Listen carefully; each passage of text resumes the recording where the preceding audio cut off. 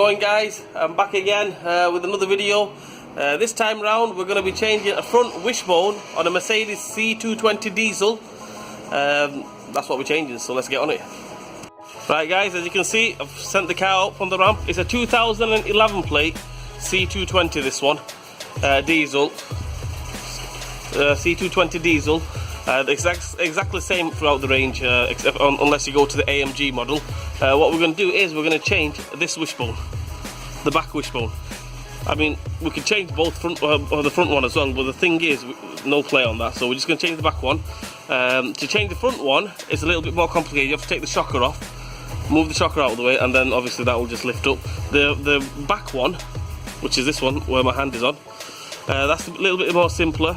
We just take that ball joint nut off. I've put some oil on it, lubricate it a little bit, and there's one more bolt round here. We take that off, and that should just fly straight off. So yeah, less talk and let's get on with it.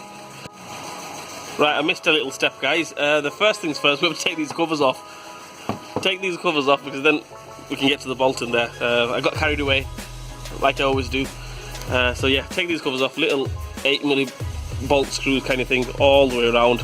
There's about 50 of them we have to take off, something like that. So I would get the gun on it or get a air ratchet, because you don't want to be taking it off by hand. If you do, it's going to take you all day and you're going to damage your wrist as well doing so. So let's take it off. As you can see, I've took the nut off, which is there. That is all freestyling, ready to come off. But I'm going to leave it in there solely because I'm going to take the excuse me, I'm going to take the ball joint, the nut off. Sorry about that. I don't know what happened then, coughing and everything. I think I'm coming down with something again. Well, anyway, the thing is, solely because I left the bolt on here, so I've got a bit of leverage, because if I take that off, that's just going to come down, and then it's going to be really hard to take that nut off. So it's either you can take this one off first, leave that on a little bit loose, and then take that off, or vice versa. So I've gone the other way. It's exactly the same. So let's take that off. Right guys, as you can see, I've took the nut off. That's all freestyling over there.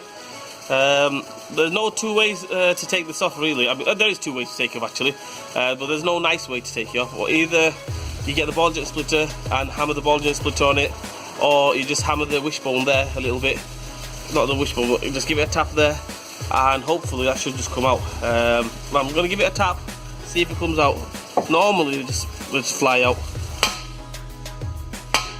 That's it. As you can see, that's off there. And what we'll do now, take that bolt off and just give it a clean out, and then replace it with a new one. One shiny, brand new wishbone. I know I'm calling it a wishbone. It's a suspension arm. It doesn't look anything like a wishbone. On a normal car, it looks like a wishbone, like a chicken's wishbone. But this one is just a suspension arm. I'll call it a suspension arm. For you eagle-eyed viewers out there, you're gonna say, "Oh, that doesn't look like a wishbone." I know it doesn't look like a wishbone. So suspension arm. Let's go and fit it. Little top tip. I've just put the bolt through there, the new one there. Don't go putting the nut on the other side just yet and tightening it up. What's going to happen is, if you tighten it up there, obviously you have to get the ball joint on there, and then you're going to force it there.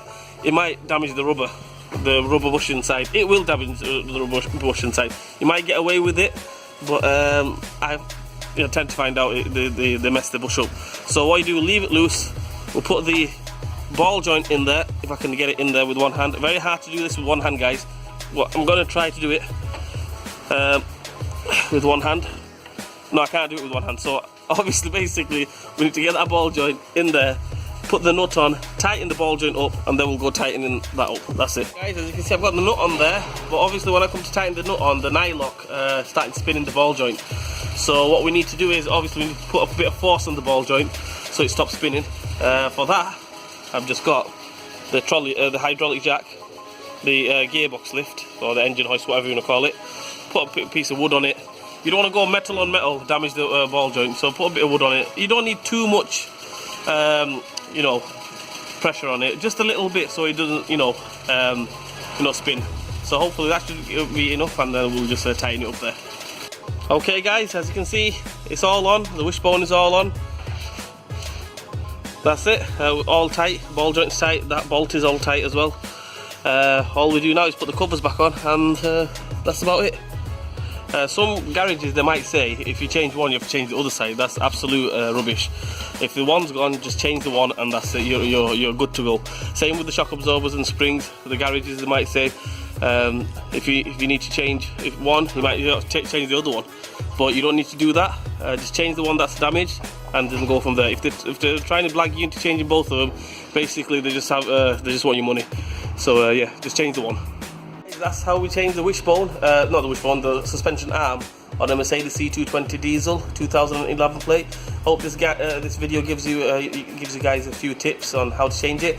Anyway guys, like, share and subscribe to my channel, and I will see you guys soon.